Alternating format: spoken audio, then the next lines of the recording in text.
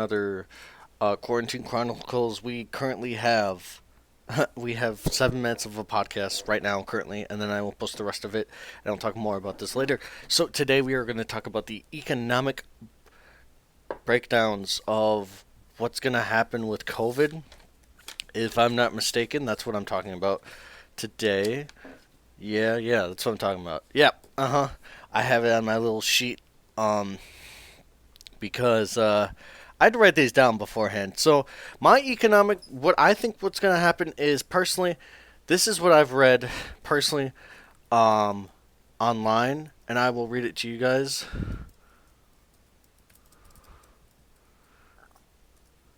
Um, this is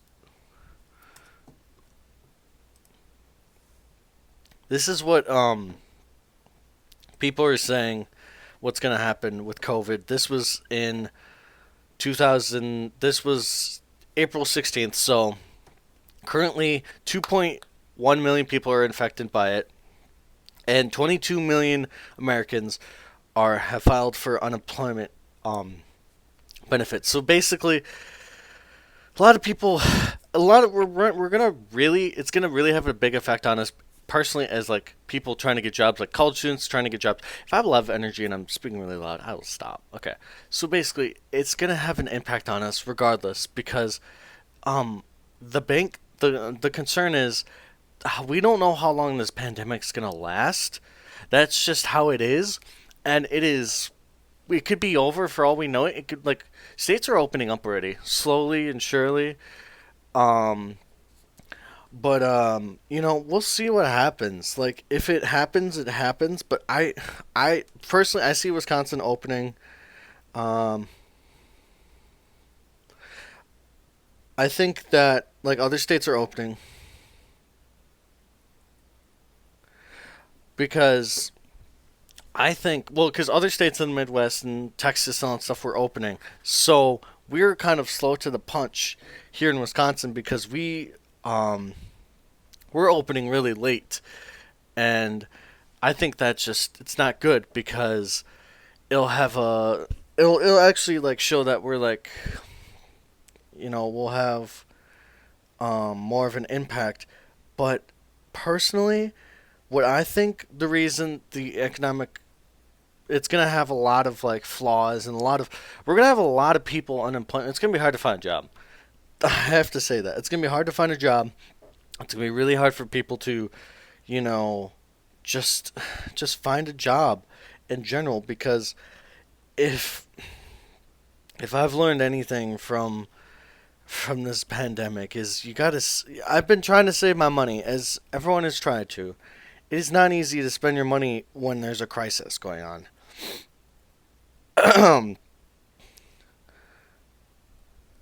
Because if we're saving money, we're saving money for what we need and all that stuff, and then there's like we're just more of like we're like focusing on what we want, and we just want what we want, and it's not good, and it's really not. It's detrimenting to how we do everything, and it's not good. And I just I personally think that this is going to have a huge impact on the market. It's going to have a huge impact on the housing market. And there hasn't been a crisis like this since the recession of 2018 or the Great Depression. So, um, yeah, I just I think that and it's really brought like an economic like bad like blood to like people that like need what they need, like the basic needs like food, like toiletries, and like bills. I personally, this is my opinion. You can take this as a grain of salt. I think people, the landlords, like they should try to like as college students, we're not getting any refund checks unless you have a job. We're not getting money. So it's like we have to solely rely on what we have. And it's just like, okay, I get that. But it's not easy. It's not easy for us to do and rely on because personally, I don't have the much. I don't have all the money in the world. No one does. But the point is, I'd love just like a few dollars, like. just a few dollars to help me out, like get through this pandemic. I wish I could say this, but it's just not been easy because the people that are, that have the money, have the capabilities, and have all of the wealth and all that stuff, they should share it with other people that need it, like college students or, like food banks, or give it to people that need it. There's a lot of people that don't have money right now, and a lot of people are out of jobs and that are at home with their children.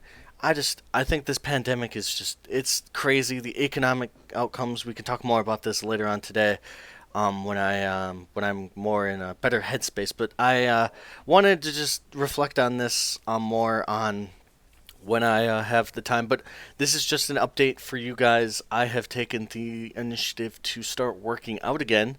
So on Saturday, May 2nd, I have started working out again. I've started to go for jogs and runs and working out on myself. So, and I've been trying to eat healthier than what I have. So that has been a really huge impact on me on the economic side of myself. So I've been trying to save money now. And this month of May, this is my last 2 weeks at this apartment, and I want to continue this quarantine chronicles, regardless of if I'm not in school or not, because I want to keep you guys updated on my life, because this is a really, really hard time for everyone, and it'll show how hard it is.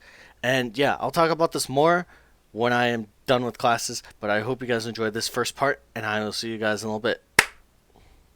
I can actually talk more about this concept. I am actually waiting for my Zoom meeting to start with my professor. That she has had a really big impact on me. She is actually taught me a lot.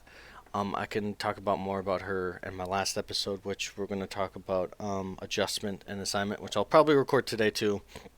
Um, Dr. Hernandez, you've had a really big impact on myself and my peers, on which has really have you've really helped myself and others do a lot better with communication, and I really appreciate you for doing this. Taking the time to be making us a better community, and I thank you a lot for it. And yeah, I really appreciate that. And the Zoom is going to start, so I will talk more about her and economic outcomes at the end, when I am done with classes today. And I am officially done with classes, guys. I am back 3 hours later. It is a gloomy day here in Wisconsin, but we are back about talking about Dr. Hernandez, and we are talking about my economic outcomes, what I think and what I've read. So outcomes, a lot of outcomes have said it's gonna just it's gonna be really rough, because from what I've read, it's just gonna be rough for people, um, and it's just not gonna be easy for people to find jobs, and that's just the way it is. Um, it's just how the way it is. But I've learned that it'll be okay. We're gonna get through this. We've gone through a lot of stuff in our lifetimes. Um, um, because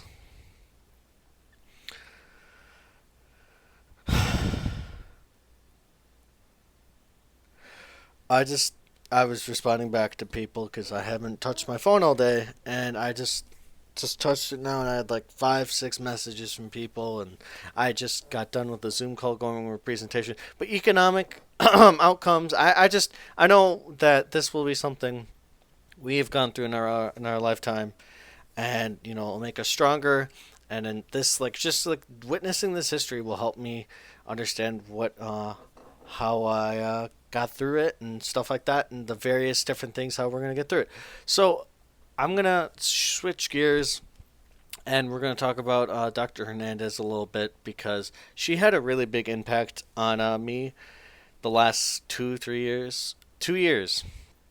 I had 4 classes with her my first semester with her as a communications professor, and let me tell you, I really am fortunate she got through that with me. She helped me better myself, as an individual in media and communications, and pushed me to my limits, and not really pushed me to my limits, but pushed me to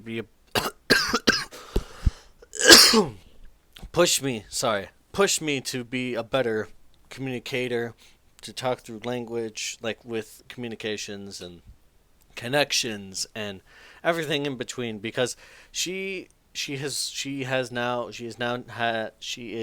a job now at John Hopkins University in Washington D.C. She's no longer at my university.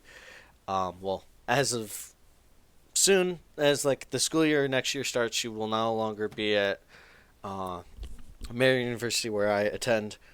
She will be at John Hopkins University in Washington D.C., which I'm very, very, very, very proud to know her, and of all the connections and the personal information she tells us. And she was very personal with us, and I'm really thankful for her taking her time to help us, and get the school newspaper kick started. And just it's just amazing how much an impact a professor can have on you. She had a big impact on us to work harder. You know, if it's not finished, then done is better than finished. She really loved the bowls. I just I would just want to say thank you so much, Dr. Hernandez, for the last 2 years of being a great professor and role model, and just being sorry, being a great inspiration for every student that you've taught here at Marion. I just really appreciate that. It is you've really pushed us to the limit and pushed our boundaries, and I really appreciate that. And you will be deeply lost. You will be deeply missed and lost. We're gonna miss you a lot. I will personally, because I'm gonna miss during the football season. She was a Wisconsin Badger fan. I was a Michigan fan. So Michigan beat them their first year, and then no, I was a junior. Yeah, I was a junior when she started. So yeah, 2 years. So, and she was a Wisconsin fan. So Michigan beat them my junior, and then last past year they beat Wisconsin. So Wisconsin beat Michigan. So, yeah, I'm just gonna miss this, little conversations, and just like getting like she's really helped a lot of people. She's helped made this university a great place, and I just, from the bottom of my heart, from everyone, thank you, thank you, thank you so much. It means so much to me that you were one of my professors. I don't say this often about people, but I'm very fortunate to know you, and I see a bright future for you at John Hopkins, and look forward to hopefully seeing you one day, and catching up, and you know because you were my favorite professor, hands down. You might be listening to this, and you might be crying, and you might be like, you're crazy. I wasn't. You were. You motivated me to keep working hard, and when I was wrong, you'd point it out and tell me, and I appreciate that. And most professors, they do that, but they don't push me to the limits that you did. So thank you. This was a really hard day. This was a really hard podcast to record, because I didn't want to talk specifically about economic outcomes, because I know this is your last week here at Marion, and I wanted to make it a special podcast for you and for the people that are listening.